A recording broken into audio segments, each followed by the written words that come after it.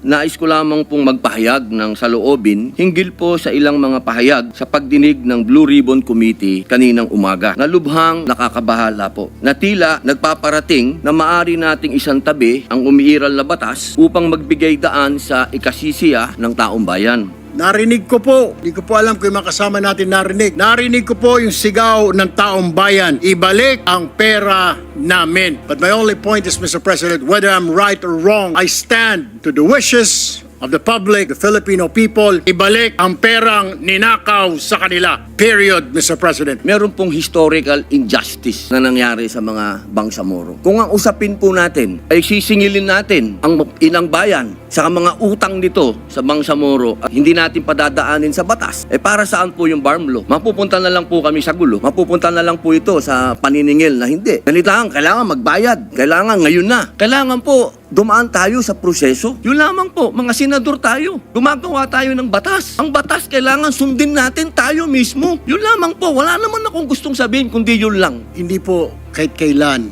nagnakaw ang Bangsamoro. Wala pong ninakaw, kaya iba po yun eh. Parang you're comparing apples to oranges. Sobrang nakakagulat na balita. Grabe si Padilla na iyak, binira ni Erwin Tulfo. Bumaliktad ka sa mga diskaya, sa buwatan sa flood control na huli na. Ayon sa nakalap nating impormasyon, ayaw ipabalik ni Senator Robin Padilla ang perang ninakaw ng mga diskaya. Wala daw yan sa batas. Huwag daw pakinggan kung ano ang gusto ng tao. Sa wakas si Senador Erwin Tulfo nagsalita na. Grabe si Padilla na iyak, binira ni Erwin Tulfo. Bumaliktad ka sa mga diskaya, sa buwatan sa flood control na huli na. Tara panoorin natin. I believe Senator Robin Hood Padilla would like to also make a quick manifestation, Mr. President.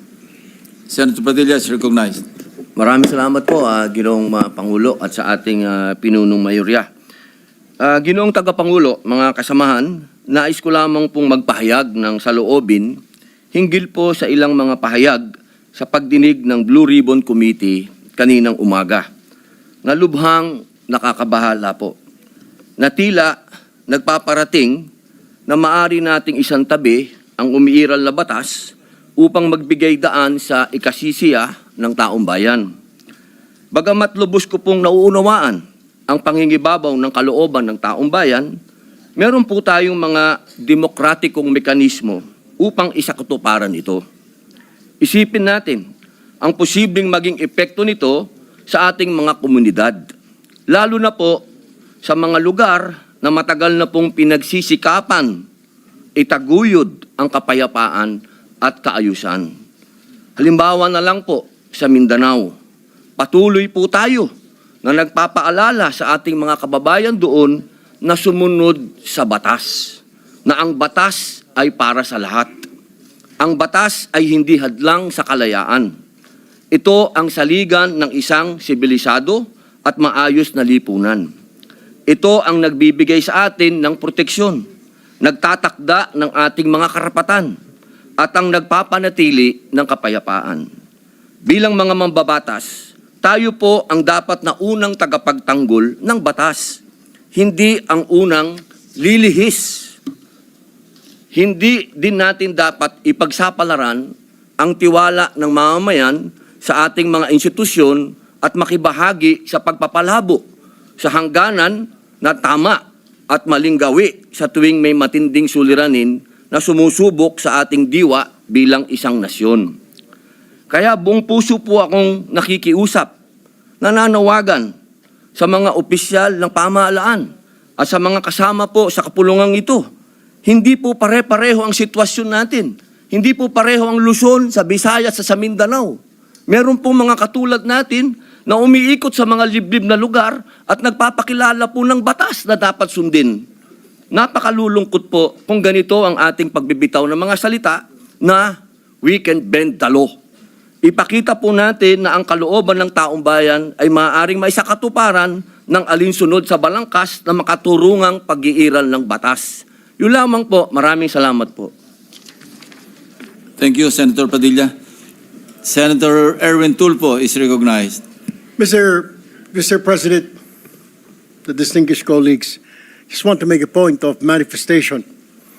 I was the one who said this morning that sometimes we have to bend law.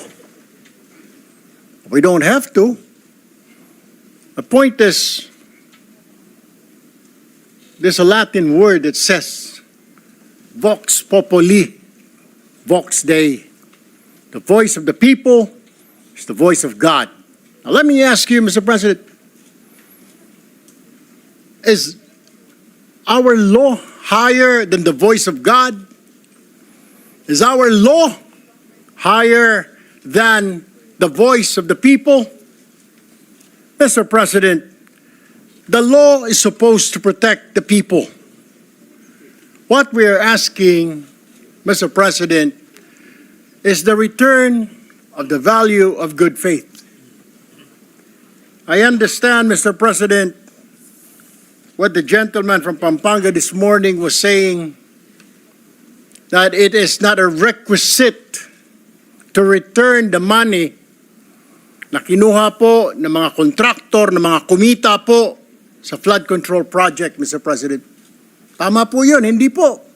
At meron pong prosesong sinusunod tayo na kailangan sundin. Pag gumulong na yung batas, hayaan ng korte ang magsabi, Mr. President, tens of thousands of people went out last Sunday. Narinig ko po, hindi ko po alam kung yung mga kasama natin narinig. Narinig ko po yung sigaw ng taong bayan. Ibalik ang pera namin. Malinaw po.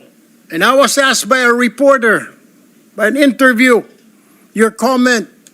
I said the message is loud and clear, Mr. President. Ayusin natin sa gobyerno ang ating mga trabaho. Iwasan po mahulog sa korupsyon.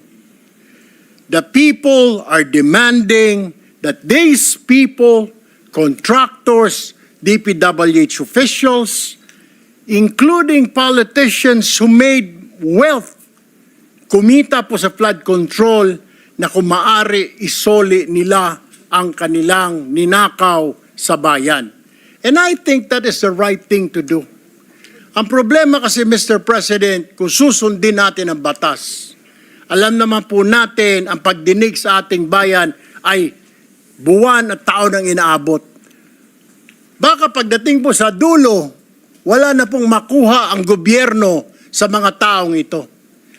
My only point, Mr. President, is the people were asking, the people are demanding.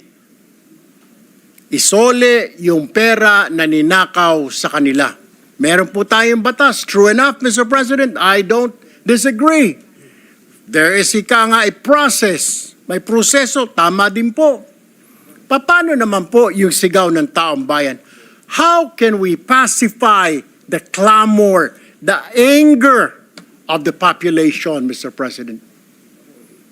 I have no answer. My only answer, Mr. President, is isoli po ninyo ang inyong ninakaw. No ifs and buts. Ang sinasabi lang po ng DOJ, kakausapin po nila ang mga taong ito. Kung pwede, isoli. Wala naman pong sinabi ang DOJ. Ito ang batas, bawal po, kailangan ninyong isoli yan. The DOJ, the Secretary himself said, they will ask, but they will not force them. Depende, mas mabuti raw kung kusang loob nilang isurrender yung pera, Mr. President. Wala naman pong nagbabawal sa batas na magbalik ng ninakaw. There's no such thing. And alam ko pong meron tayong process, we have procedures. But my only point is, Mr. President, whether I'm right or wrong, I stand to the wishes of the public, of the Filipino people, ibalik ang perang ninakaw sa kanila. Period, Mr. President. Thank you, Mr. President.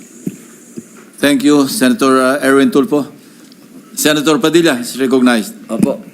Ginoong Pangulo, napakaganda po ng mga punto na binitawan ng ating inahangaan na si Senator Erwin Tulfo. Ngunit, alam niyo po, meron pong historical injustice na nangyari sa mga Bangsamoro. Kung ang usapin po natin ay sisingilin natin ang inang bayan sa mga utang nito sa Bangsamoro at hindi natin padadaanin sa batas, para saan po yung BARM law? Mapupunta na lang po kami sa gulo mapupunta na lang po ito sa paniningil na hindi. Ganito lang, kailangan magbayad. Kailangan ngayon na. Kailangan po dumaan tayo sa proseso. Ang atin pong saligang batas ay malinaw na nagsasabi na may due process.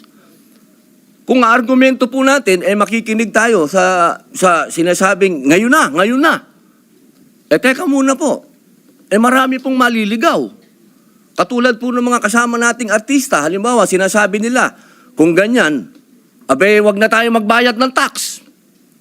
Paano po ang gagawin natin? Papayagan po ba natin na mga artista ngayon na wag na magbayad ng tax dahil yun ang boses nila?